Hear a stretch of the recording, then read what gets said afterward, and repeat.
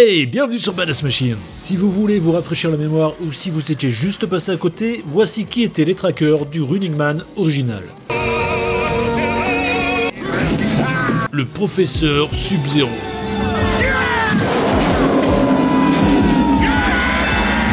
Un combattant mortel. Il mesure 1,80 m pour plus de 130 kg et a déjà tué 30 candidats. Sa zone de jeu est sur le thème du hockey sur glace. C'est pour ça qu'elle est entièrement recouverte de glace et qu'il possède un équipement de hockey, ainsi qu'une crosse agrémentée d'une lame très tranchante. Seul mec qui découpe ses ennemis en fil rondelle comme des sushis sanglants. Heureusement pour ses adversaires, il aime jouer avec sa nourriture, pour le plus grand plaisir du public.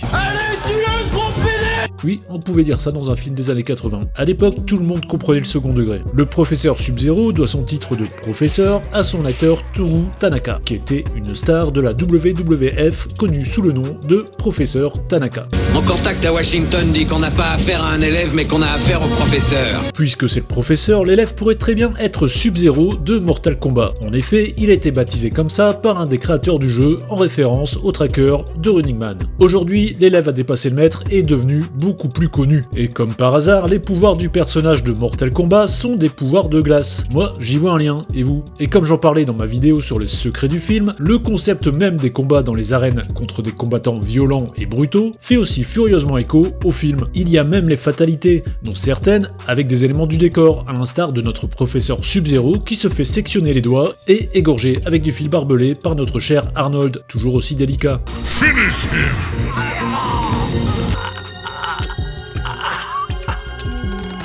Fatality. Regarde-le ton Sub-Zero. Maintenant, tu peux l'appeler Zéro tout court. Je suis pas fâché de te débarrasser du gros porc. Il a voulu jouer les casse-coups. Allez, on passe au tracker suivant. Buzzsaw, massacre à la scie circulaire. Et oui, Buzzsaw ça veut dire scie circulaire. Et pourtant ce qu'il utilise, c'est une tronçonneuse, qui se dit chainsaw en anglais. Alors pourquoi ce surnom? Eh bien parce que Buzzsaw c'est aussi une expression pour décrire une force implacable qui écrase tout sur son passage. Buzzsaw c'est un peu l'équivalent chez nous de rouleau compresseur, quand il est utilisé au sens figuré. Buzzsaw est un gros bourrin d'1,96 m tout droit sorti de Mad Max. Il possède le titre de meilleur tracker de l'année. Il se déplace en moto et comme on vient de le voir, il a une grosse tronçonneuse. Il blessera Laughlin à mort alors que ce dernier tentait de protéger Richard. Dans sa panoplie, Buzzsaw possède un bolas en acier, oui ça s'appelle comme ça, dont il se sert pour saisir et traîner ses adversaires derrière sa moto. Richard s'en servira contre lui pour le faire tomber.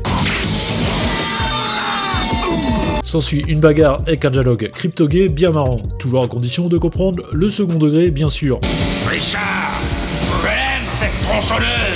Elle fait partie de moi. Et bientôt elle va faire partie de toi.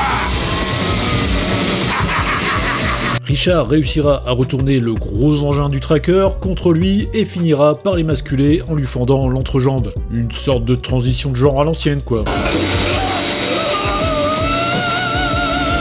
Tracker suivant. Qu'est-ce qui est arrivé à Buzzsaw? Hein? Il fallait qu'il s'arrache. Dynamo, le vibro-tracker.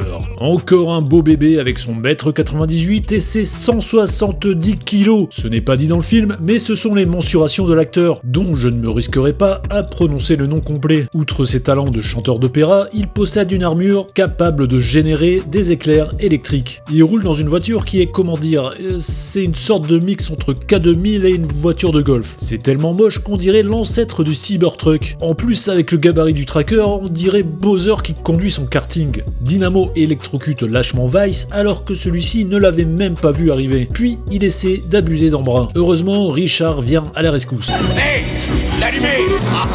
Par ici, sexapile.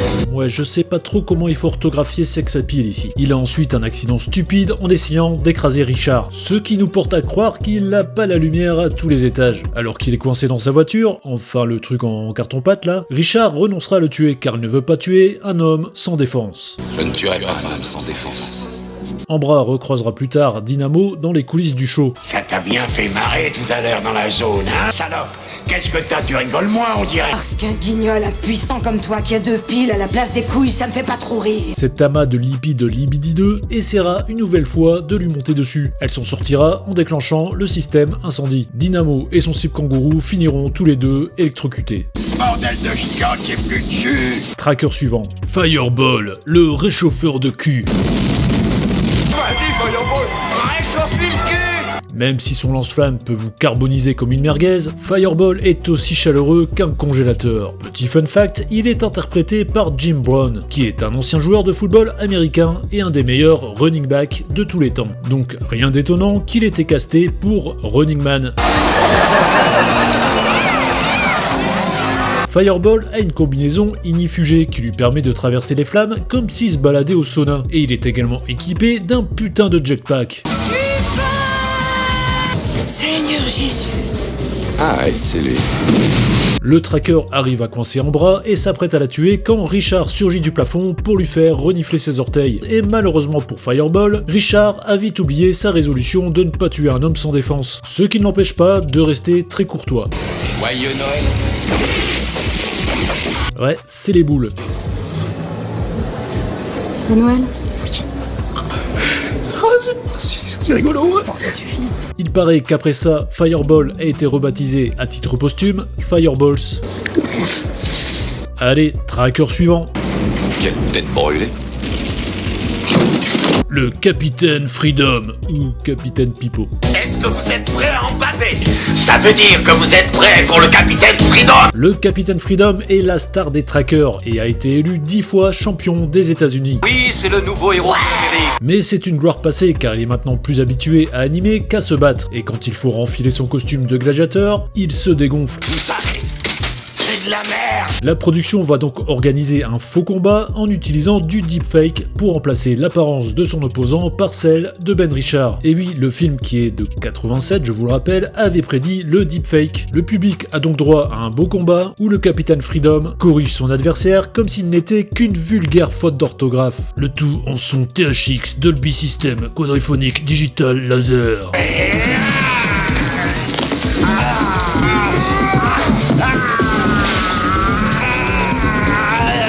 Évidemment, le Capitaine Freedom sortira vainqueur et le faux Richard finira embroché comme un gros poulet.